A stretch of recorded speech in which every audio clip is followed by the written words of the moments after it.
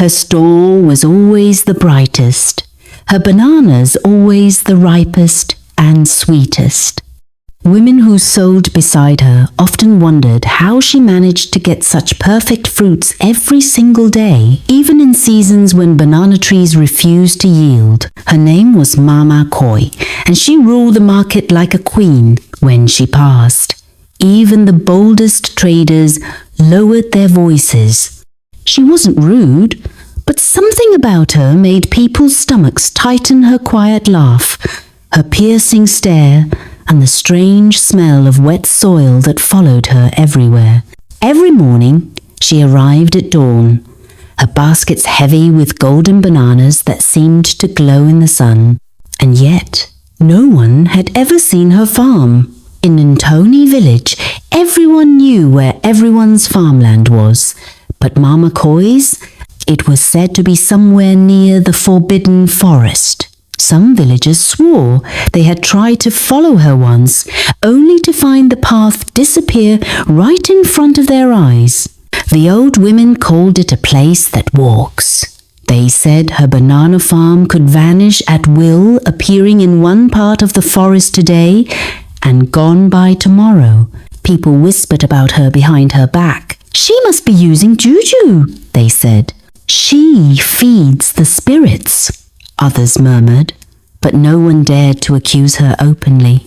Once, a woman named Ngozi, who sold tomatoes near Mama Koi's stall, mocked her one morning. "You must be getting your bananas from the gods themselves," Ngozi said with a smirk.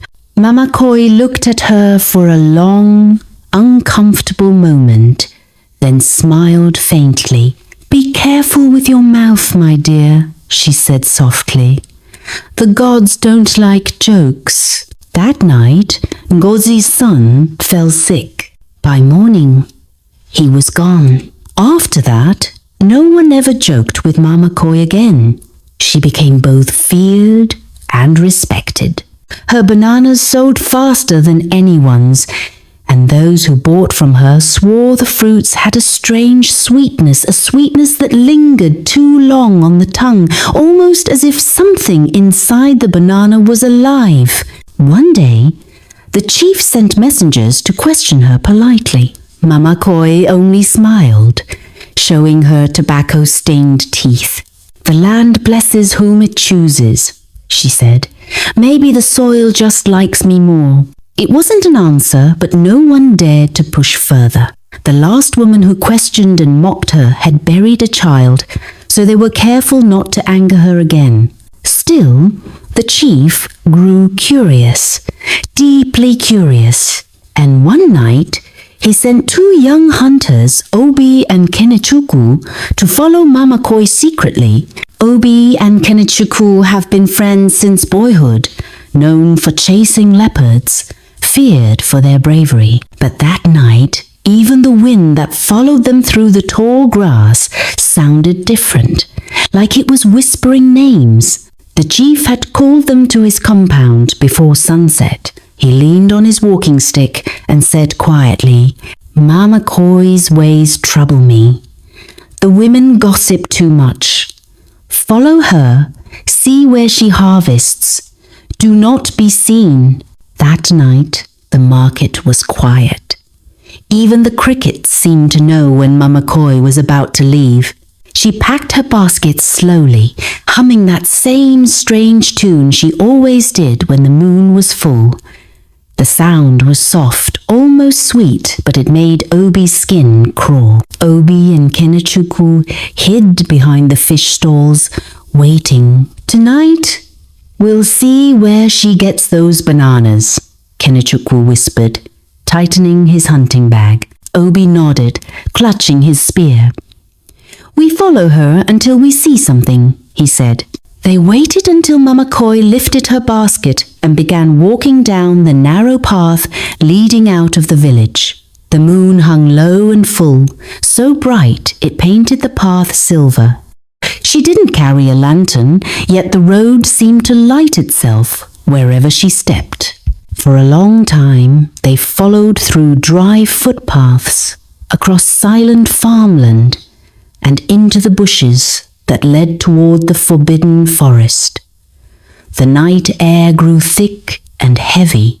Then Mama Koi stopped. She tilted her head slightly, as though she heard something the men could not. Obi and Kenechukwu froze behind a tree, barely breathing. But instead of turning back, she smiled faintly and whispered into the wind, "Those who follow spirits must learn to dream like them." Before either man could understand what she meant, a strange wind swirled around them. It smelled of ripe bananas, so strong, so sweet, it made their eyes water. Their legs felt weak, their eyelids drooped. The last thing Obi remembered was the sound of soft laughter drifting through the forest, mixed with the faint rustle of leaves that sounded almost alive. Then, darkness. When they woke, it was dawn. The sun was already peeking through the trees. They were both lying on the ground, covered in dew, their hunting bags beside them. The forest was silent. Kenechukwu sat up first, rubbing his head. "What happened? Did we fall asleep?" Obi looked around, confused. "I don't know. She was just there, then nothing." They searched for footprints or any sign of Mama Koi's path, but there was none. Only a trail of fresh banana peels scattered across the soil. When they finally returned to the village, they told the chief what they could remember, but their story sounded foolish. Two hunters who claimed the air made them sleep. The chief frowned. "You expect me to believe that?" Obi lowered his gaze. "My lord, I swear," she whispered something. It was like a spell. The chief sighed deeply. "You are hunters, not dreamers. If you cannot follow a woman to her farm, then stay in your beds." Ashamed, the two men left the palace. But deep down, they both knew what they had felt that night wasn't ordinary sleep, it was a calling. And so, a few nights later, they decided to follow her again. This time, they vowed to stay awake, no matter what. But what they saw the second night was far worse than any dream. As they stepped into the thick darkness of the forest path, the moon was brighter than before, too bright, almost like daylight, painting everything in silver light. Mama Koi walked ahead of them, moving slowly, humming that same eerie song. But this time, the air felt alive. The grass shifted as though breathing, and the shadows moved even when the wind was still. They crept closer, hiding behind a fallen tree. Then they saw it. Her farm. The clearing glowed faintly like fireflies in fog. Dozens of banana trees stood tall, but they were not still, they were moving. Their trunks swayed like dancers, their leaves rustling though the air was calm. And around them ghostly figures floated, pale, thin, and silent. Some carried baskets, some bent to pluck glowing bananas that shimmered gold under the moonlight. Their eyes were hollow, their faces blurred like smoke. Mama Koi stood at the center of it all, her wrapper soaked in what looked like oil or blood. She raised her hands and whispered to the trees, and as she did, the ground seemed to breathe. The bananas ripened instantly, turning golden before their eyes. Obi's mouth went dry. "Kenechukwu, are you seeing this?" he whispered. Kenechukwu nodded slowly, too terrified to speak. The wind began to hum. One by one, the ghostly figures turned their heads toward the spot where the hunters hid, and that was when Mama Koi spoke, without looking back. "You came again," she said softly. "Good. Watch, so you can tell them what feeds them." Obi's body froze. Her voice was calm, but it carried through the forest like thunder. Then, Suddenly, all the glowing bananas burst open at once, oozing thick yellow sap that smelled like rotting fruit. The trees twisted toward the hunters, creaking, their roots dragging across the soil. That was enough. The two men screamed and ran, crashing through the forest until they burst out onto the village road, gasping, covered in dirt and sweat. When they looked back, the forest was quiet again, completely still, as if nothing had ever happened.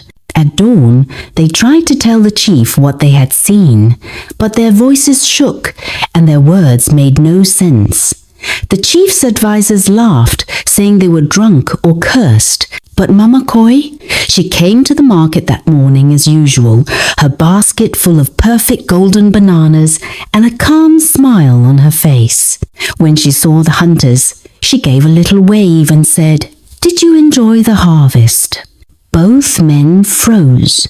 The smell of wet soil filled the air again, and for the rest of that day, neither of them spoke another word. Years ago, long before people began to whisper her name in fear, Madame Koi was just a poor housewife named Koifela, living quietly with her husband, Rotimi, and their only daughter, Chizaram, in a small mud house near the end of the village road. Life wasn't kind to her. Rotimi was a struggling palm wine tapper who could barely make enough to feed them. But despite their poverty, they laughed often and dreamt of better days. Chizaram, a bright little girl with dimples and curious eyes, was the joy of their lives. But one rainy afternoon, while tapping wine, Rotimi slipped from the palm tree and fell. He never got up again. From that day, Koifela's laughter vanished. She sold the few things they owned to survive: a broken radio, Rotimi's old cutlass, even her wedding wrapper. When the money finished, she began to sell bananas by the roadside. She would sit under the scorching sun from morning till night, yet nobody ever stopped to buy. Her bananas were always smaller, duller, and less sweet than the rest. Days passed into weeks, weeks into months. Koifela and her daughter began to starve. Sometimes Chizaram went to bed crying for food while her mother sat outside, whispering prayers that no one seemed to hear. One fateful night, when the moon hid behind thick clouds and the whole village was silent, Koifela sat outside her hut again, head bowed, whispering, "God, even if it's one customer, just one, help me." But the voice that answered wasn't God's. A cold wind blew, and a dark figure emerged, tall, thin, and wrapped in shadows. Its eyes glowed faintly red like dying embers. Koifela froze, her breath trembling. Who are you?" she stammered. The figure smiled, though its mouth didn't move. "A helper," it whispered. "You want wealth? You want people to buy your bananas? I can make you rich beyond your dreams." Koifela's fear slowly turned to desperate hope. "Rich?" she asked softly. "You can make me rich?" The voice chuckled. "Yes, I can fill your baskets, build you a shop, clothe you in fine wrappers. But every sweetness has a price." Koifela blinked. "What? What price?" The figure's shadows stretched across the ground and touched her bare feet. "Your daughter," it hissed. "Offer me her soul, and I will give you a life king's envy." Koifela gasped and shook her head violently. "No, never. She's all I have." But the figure smiled again slowly. "Think well, woman. She sleeps hungry every night. You cry every day. Let her go once, and you'll never cry again. Then As if painting pictures in her mind, Koifela began to see visions herself, wearing glittering wrappers, gold earrings, baskets overflowing with shining bananas. People crowding her stall, calling, "Mama Koi, give me 2 bunches." Tears rolled down her cheeks. Her heart thumped. Temptation clawed at her soul. At last, she whispered, "If I agree, will she suffer?" "No," said the figure. "She will go quickly. You'll be the only one left to mourn." Koifela closed her eyes, trembling. And that night, she whispered, "Yes." The next morning, Chizaram went to play with her friends. Koifela sat at her stall, her heart heavy but strangely calm. Not long after, screams filled the air. A tricycle had lost control by the bend and ran into a small group of children. When Koi reached the scene, she saw Chizaram's lifeless body lying by the gutter, blood trickling from her nose. She wailed and fell beside her daughter, shaking her body and crying like a mad woman. The villagers gathered, holding her shoulders as she screamed. Everyone pitied her. No one suspected anything. They all said it was an accident. Chizaram was buried 2 days later. Koifela fainted twice during the funeral, but the figure's words kept echoing in her head. "You'll never cry again." And true to its promise, a few months later, Koifela's life changed. One night, the same figure appeared again in her dream. It pointed toward the forbidden forest. "Go before sunrise," it whispered. "Walk until you smell ripe bananas. There, you will find your wealth." When Koifela woke, she thought it was madness, but before dawn she went. Deep inside the forest, she found a clearing she'd never seen before. The air there was thick, the ground moist, and at the center stood a cluster of strange banana trees, their stems black like charcoal, their fruits golden even before ripening. When she reached out to touch one, a whisper filled her ears. "Take them. They are yours now." From that morning, her baskets were never empty again. That was how she became Madame Koi, the woman whose bananas glowed like sunlight, whose stall drew crowds every day. But wealth born from darkness never lasts. One bright market day, when the sun burned hottest and the air smelled of roasted corn, Madame Koi arrived wearing her favorite yellow wrapper, the same color her daughter had worn on the day she died. Her neck glittered with coral beads, her wrists heavy with bangles. Everyone greeted her with forced smiles, and she greeted them back, her laughter as confident as ever. By noon, the market was full of buyers. Women were shouting prices, children were chasing each other between stalls, and men were bargaining for yams. Then suddenly, a strange sound broke the noise. Madame Koi had started laughing loudly, uncontrollably. At first, people thought someone cracked a joke, but her laughter grew louder, shriller, echoing through the stalls until even the birds flew off the rooftops. She dropped her basket, clutching her stomach, tears of laughter streaming down her face. "He said it's time!" she screamed. "He said I've eaten enough." The market went silent. Women stared, frozen. A bead snapped from her neck and rolled into the dirt. Her eyes turned wild, glassy like someone seeing things no one else could. "Chizaram, my child, forgive me!" she screamed again, falling to her knees. "I gave you to him. I killed you. I killed Ngozi's son too. He told me to feed him, and I did." Gasps filled the air.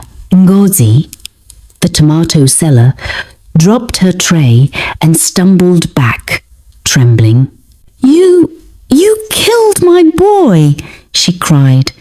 Madame Coy clutched her head and laughed again, her voice now deep, strange, not her own. She began tearing her wrapper, rolling in the dust as she spoke nonsense and confessions mixed together. People gathered in hundreds. Men shouted for the chief. Children cried and ran. By the time the chief arrived, she was crawling on all fours, whispering to the empty air, "Don't take me, please, not yet. I'll bring them all." The chief's face hardened. He knew then that Obi and Kenechukwu had told the truth all along. They weren't mad nor drunk. They had seen what others refused to believe. That same evening, the elders met under the big tree and decided Madame Coy must leave Ntoni village. Her stall was burned, her house destroyed, and she was taken to the edge of the forest and told never to return. No one saw her again after that day, but her laughter still echoed at night from the direction of the forest whenever the moon was full. Weeks after Madame Coy was banished, Ntoni village began to change. At first, it was small things, dogs barking at midnight, children waking up crying, farmers hearing strange whispers from the direction of the forest. Then, people began to fall ill. It started with the people who used to buy from her most. Their tongues developed strange dark patches, as if something had burned them from within. Some said they could no longer taste food, only bitterness. Others began to have the same dream, over and over again. In the dream, they were standing in a forest of banana trees, and the trees were whispering their names softly. Ngozi, Ada, Osondu, come and water us. When they woke up, their mouths tasted of ripe bananas. Fear gripped the entire village. Even those who never bought from her grew restless, wondering if the curse had spread through the market dust or through the money that once touched her hands. Soon, the chief himself fell sick, his lips dry, his voice hoarse. He called for the elders and said weakly, "Madame Coy's evil still walks among us. We must cleanse the land before it consumes us all." The elders sent for a powerful priest from a neighboring town. When he arrived, the people gathered in silence. He sprinkled herbs around the market, prayed, and called upon the spirits of light to purify the land. Thunder struck once in the distance. Then all was calm again. By the next morning, the sickness stopped, and the people became finally free. They say, wealth gotten from darkness never stays. The devil gives with the right hand, but takes back with the left. He gives you food that fills your stomach, but poisons your soul. He lifts you high, but only so that your fall will be louder. Never make a deal with evil, no matter how hungry or desperate you are, because in the end, you will pay with something you can never get back. When you see someone rising too fast, ask what they stepped on to climb. When you see sweetness that never ends, ask what bitterness hides beneath it. And when you see light shining from a strange place, remember, not every light comes from God. Thank you for watching. If you enjoyed this story, don't keep it to yourself. Share it so others can learn too. More stories are coming soon. Stay tuned. And remember, evil may shine for a while, but it never wins in the end. Bye for now.